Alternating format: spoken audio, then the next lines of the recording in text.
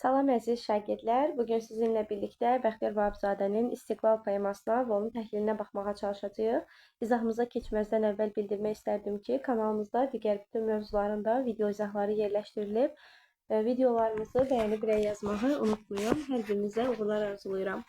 Deməli, İstiqlal poeması haqqında əvvəlcə təhlil cümlələrini diqqət yetirmək istəyirəm. Çünki İstiqlal poeması 1999-cu ildə yazılmış bir poemadır.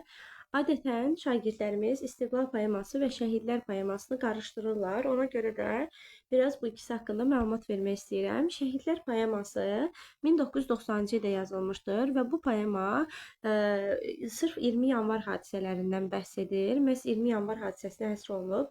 Amma İstiqlal poeması isə 1999-cu ildə qələmə alınıb. Bu poema Gülüstan poemasının davamı kimi qələmə alınıb. Qeyd edirəm ki, bu poema 1999-cu ildə qələmə alınıb və Gülüstan poemasının davamı kimi qələmə alınıb. Poemada lirik poema hesab olunur, yəni lirik növdədir.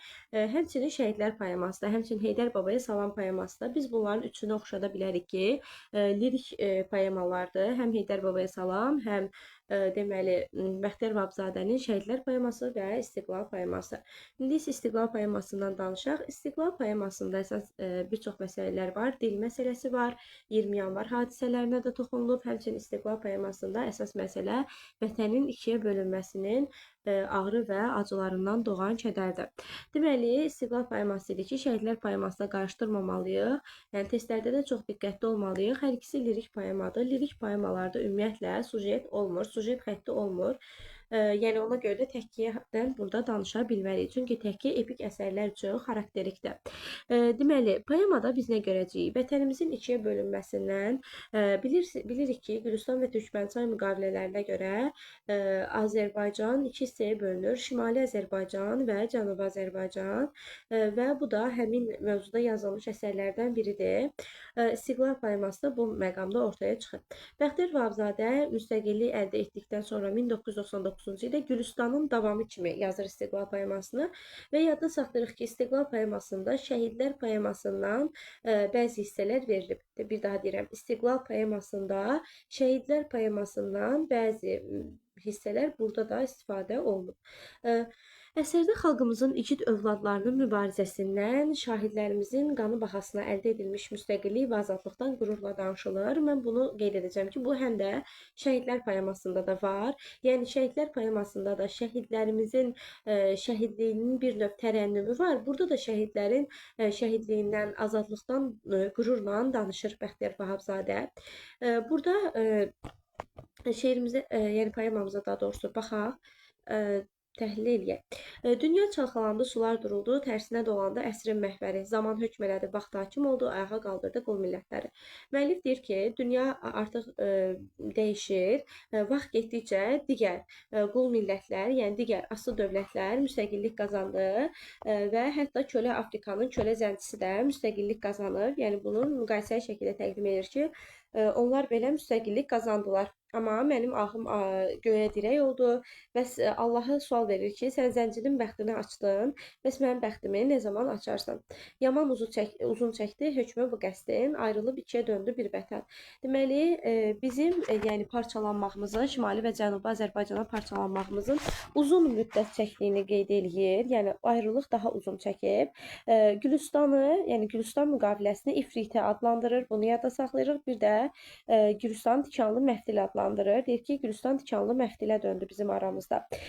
Kağızı bir qələmi nədəni imiş, yəni Gülüstan müqaviləsinin. O kağız, o yazı yumdu gözləri, yanan ürəklərdə od külə döndü. Bizim aramızda o gündən bəri, yəni Şimal və Cənubun arasında Gülüstan tikanlı məftilə döndü. Deyir, bir vahid millətə iki hakimin dili doğmalaşdı, laf ağ oldu. Deməli, dil məsələsi də qaldırılır, dilin yasaq olunması məsələsi var. Yəni, Azərbaycan bütöv bir dövlətdir, bir millətdir, amma biz parçalandıq Şimal və Cənuba və indi Şimalda Rus, Cənubda isə Fars dili hakim oldu. Məktəblərdə bu dildə tədris olundu. Ona görə də deyir ki, doğma anamızın şəkərdən şirin bizə öyrətdiyi dil yasaq oldu. Deməli, doğma dilimizin yasaq olunması məsələsini İstiqlal poemasında toxunur. Deməli, Dil məsələsini biz başqa harda görə bilərik? Dil məsələsini Gün var əsrə bərabər romanda da biz görə bilərik ki, Hikmət İsfahani orada farsça danışırdı. Həmçinin Türkün dilində də biz görə bilərik ki, deyir ki, öz ləfzini farsa, ərəbə qatmasa şair. Yəni orada da dilə başqa dilin qatılması məsələsi var idi. Həmçinin anamın kitabında da başqa dildə danışırdılar. Öz dillərinə başqa sözlər qatırdılar. Bunlarla bəzi oxşada bilərik. Özündən sözündən qaçaq dilimiz islanıb üşüdü qarda çiçəkdə. Burada bir metafor yaradır ki, dilimiz dağda, kəsəkdə üşüyür. Yüksək məqamlarda yasaq dilimiz. Yəni hüquqi orqanlarda artıq bu dildən Azərbaycan dilindən istifadə olunmurdu. Rəsmi sənədlərdə şimalda rus dilindən, cənubda isə fars dilindən istifadə olunurdu. Ona görə deyir ki, qovulub yaşadı kənddə, kəsəkdə. Amma xalq arasında biraz kənd yerlərində insanlar ana dilində danışırdılar. Ona görə də deyir ki, kənddə, kəsəkdə yaşadı. İnsan olmaq üçün uşaq dil açmalıdır. Yasaqlar önündə deyir biz dilsiz olduq. Dil varsa xalq da var, şan şöhrət də var. Dil yoxsa millət yox, heç varlıq da yox. Deməli, varlıq üçün Bəxtiyar Vahabzadə dili əsas götürürdü ki, dil yoxsa xalq da yoxdur, millət də yoxdur. Quzeydə, yəni quzey şimaldır, güney cənubdur. Quzeydə ayağa qalxdı məmləkət, bir təpə bir dağla üz-üzə gəldi. Burada 20 yanvar hadisəsinə işarə edir. Deməli, həm İstiqlal, həm də Şəhidlər poemasında 20 yanvar hadisələrinə işarə var. Bir təpə bir dağla üz-üzə gəldi deyəndə, millətin qəlbində boyatan nifrət köksün həmləsi ilə odağı dəldi.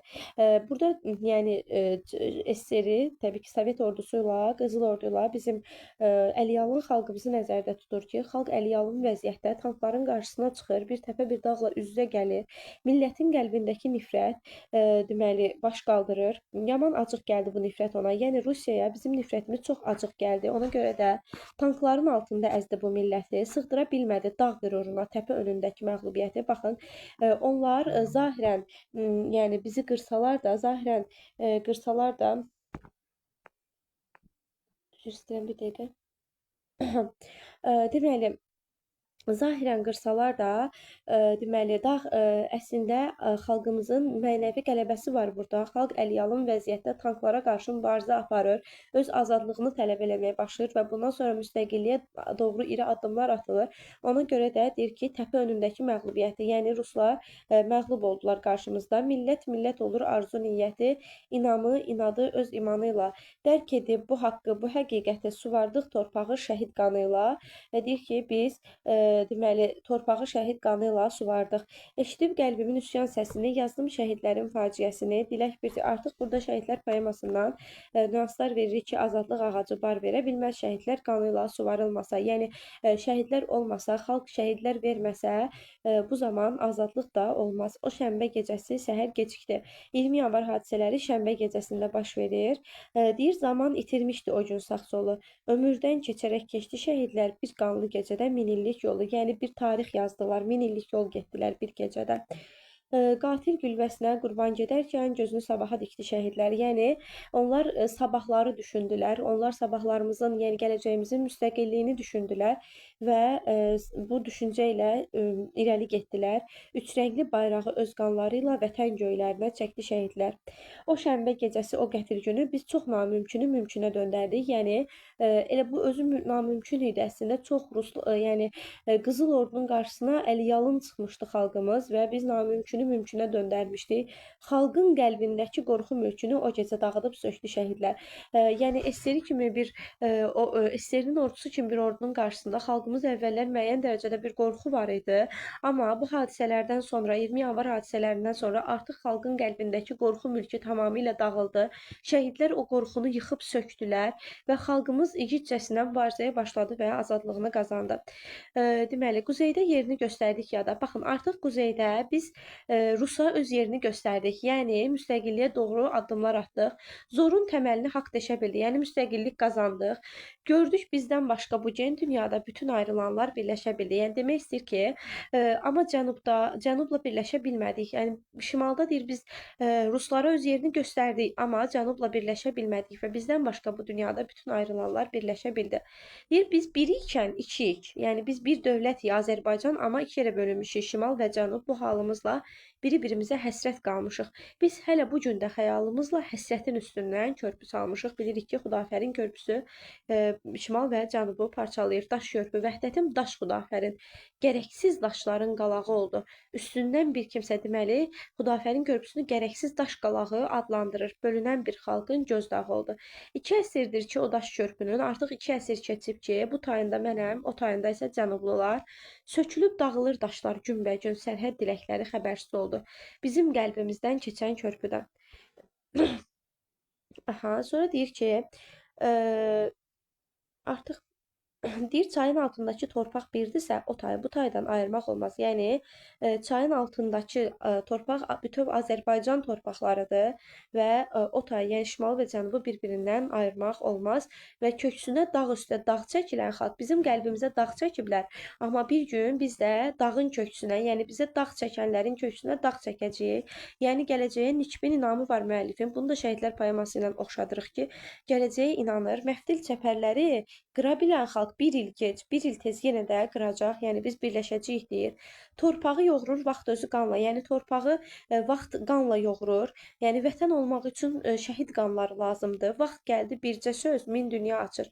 Artıq anlamışıq ahla amanla nə məftil əriyər, nə sərhəd uçar. Yəni deyir ki, azadlıq istəyiriksə bu aman diləməklə olmur. Mübarizə aparmaq lazımdır. Zülm öz özünə kəsilir qənim. Baxın öz yönünü dəyişən çarxa.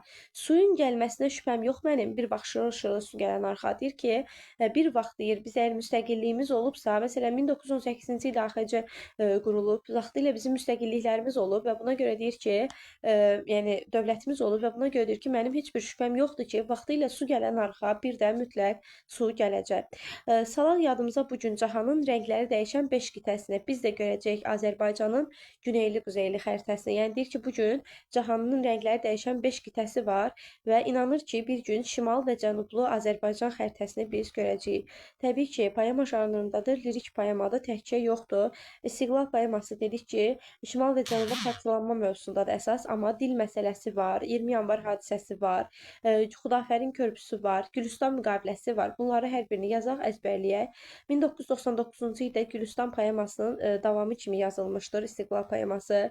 Şəhidlər poemasından müəyyən hissələr burada təkrarlanır. Əsərdə xalqımızın igid övladlarının mübarizəsindən, poemada yəni əldə etdiyi müstəqillik və azadlıqdan qürurla danışılır. Sonra kölə Afrikanın kölə zəncisi ayağa qalxıb üsyan qaldırıb, yəni üsyan qaldıraraq bilirik ki, onlar da İngiltərənin işğalı altındaydılar və onlar ingilisləri qovurlar və müstəqillik qazanırlar və demək istəyir ki, biz də müstəqil olmalıyıq ki, müstəqillik qazanmışıq. Bu məqamə əsasən müəllif deyir ki, zəncinin bəxtini açan Allah, bəs mənim bəxtimi nə zaman açacaq? Müəllif Gülüstan müqaviləsini ifritə, tikanlı məftil adlandırır. Dediklərimiz də əslində, amma istəyirəm bir daha təkrarlayaq. Poemada dilimizin azad olmamağına etiraz var. Bəli, deyir ki, yasaq olundu dilimiz. Ana dilimiz artıq yüksək məqamlarda istifadə olunmur. Kətdə kəsəkdə, yəni xalq arasında yaşayır. Dil varsa xalq da var, şöhrət də var. Dil yoxsa millət yoxdur, heç varlıq da yoxdur. Bir təpə bir dağla üzə gəldi deyəndə 20 yanvar hadisələrini işarə edir. Sığdıra bilmədi dağ qüruruna. Danışdıq bunu ki, Sovetin bizim qarşımızda olan mənəvi məğlubiyyətini qeyd eləyir. Azərbaycan şimal cənuba bölünməsi uzun müddət çəkdi, bunu da qeyd etdik. Azərbaycanın bölünmüş torpaqlarında rus və fars dillərinin hakim olması, dilimizin öz varlığını daha çox sadə xalqın danışığında qoruyub saxlaması, yəni kənddə yaşamağı ilə bu da gələcəyə inam kimi motivlər öz əksini tapır. Müəllif poemasında Şəhidlər poemasının adını çəkir. Şəhidlər xalqın qəlbindəki qorxu mülkünü dağıtmışdılar həmin gecədə. Xudafərin körpüsünün adı çəkilir. Hamısı qeyd etdiklərimizdə. Vətənimizlə bağlı tali yüklü problemlərə yer verilib və bütöv Azərbaycanın birliyindən söz açılır. Yəni tali yüklü bir problemdir şimal və cənubun birləşməsi.